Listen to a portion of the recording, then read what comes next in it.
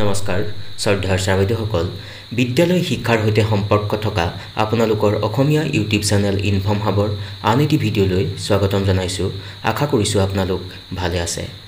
ছাত্ৰছাত্ৰীসকল এইকেইদিন সকলো শিক্ষাগুৰুসকলৰ মাজত এটাই মাথো কথা যে শিক্ষা হেতুৰ আউট টাইমৰ কথাটো।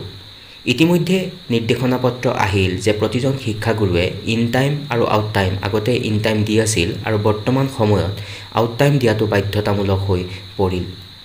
কিন্তু এইখিনিতে উল্লেখ কৰিব খুজিম আৰু হয়তো আপোনালোকে থাম্বনেইলত দেখিছে যে একাংশ ছাত্ৰছাত্ৰীসকলে শিক্ষা হেতুত আউট টাইম দিব লাগিব নে নালাগে সেই সম্পৰ্কে আজিৰ এই ভিডিঅ'টিত ক'বলৈ চেষ্টা কৰিম। ছাত্ৰছাত্ৰীসকল বিশেষকৈ যদি ক'বলৈ যোৱা যায় বিদ্যালয়বিলাকক মূল্যাংকন বা বিভিন্ন ধৰণৰ ক্ৰিয়াকলাপবিলাক চোৱা চিতা বা বিদ্যালয়খনৰ শৈক্ষিক উত্তৰণৰ কাৰণে সদায় সহায় সহযোগিতা প্ৰদান কৰে মণ্ডল সমল কেন্দ্ৰ সমন্বয়কসকলে অৰ্থাৎ CRCCসকলে। আৰু তেওঁলোকৰ কামৰ বোজা বহুখিনি বেছি, কাৰণ ৰাতিপুৱাৰ পৰা প্ৰায় গধূলিলৈকে যদি ক'বলৈ যোৱা যায় 24/7 ডিউটি কৰিব লগা হয়।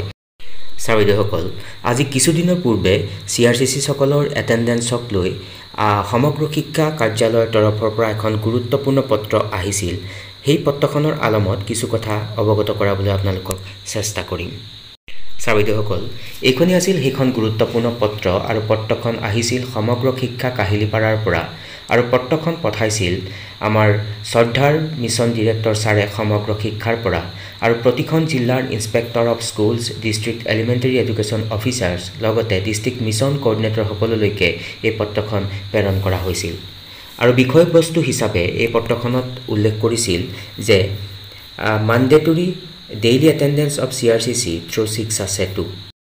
তাৰ পিছৰ পৰৱৰ্তী এই অংশখিনিত উল্লেখ কৰি লিখিছিল যে CRCCসকলে এতিয়াও শিক্ষা হেতুৰ জৰিয়তে যি এটেণ্ডেঞ্চ সেই এটেণ্ডেঞ্চ যোগান ধৰা নাই আৰু সেই কথাটোক অতি কঠোৰভাৱে পৰ্যবেক্ষণ কৰা হৈছে আৰু সেইকাৰণে প্ৰতিজন CRCCক পুনৰবাৰ নিৰ্দেশনা প্ৰদান কৰা হৈছে যাতে তেওঁলোকে শিক্ষা হেতু এপৰ জৰিয়তে অনলাইন এটেণ্ডেঞ্চ দিয়াৰ ব্যৱস্থা গ্ৰহণ কৰে আৰু ক'ত দিব লাগিব সেই কথাটো উল্লেখ কৰিছিল যে ৰেছপেক্টিভ হেডকোৱাৰ্টাৰ স্কুলত তেওঁলোকে দিব লাগিব আৰু যদি হেডকোৱাৰ্টাৰ স্কুল নাথাকে তেতিয়াহ'লে তেওঁ ক্লাষ্টাৰৰ অধীনৰ আটাইতকৈ বেছি এনৰলমেণ্ট থকা বিদ্যালয়খনৰ পৰা তেওঁ এটেণ্ডেঞ্চ দিবলৈ বুলি এই পত্ৰখনত উল্লেখ কৰিছিল।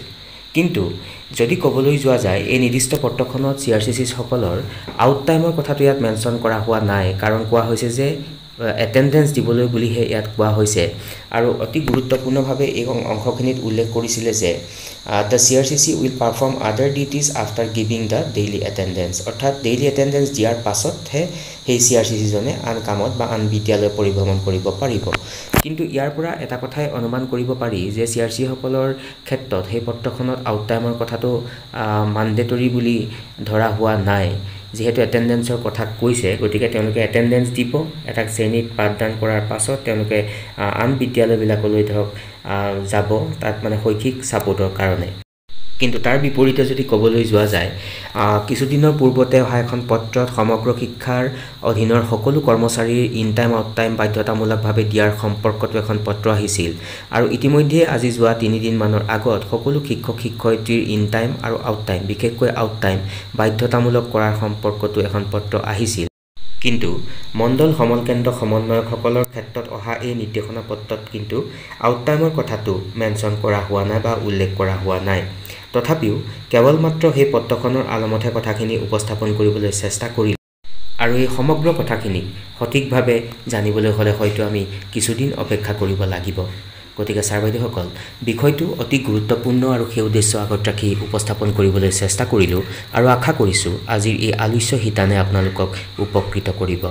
আৰু এইখিনিতে উল্লেখ কৰিব খুজিম যদি ভিডিঅ'টি ভাল পালে সকলো শিক্ষাগুৰুৰ সুবিধাৰ প্ৰতি লক্ষ্য ৰাখি সম্ভৱ হ'লে আগলৈকে শ্বেয়াৰ কৰিব।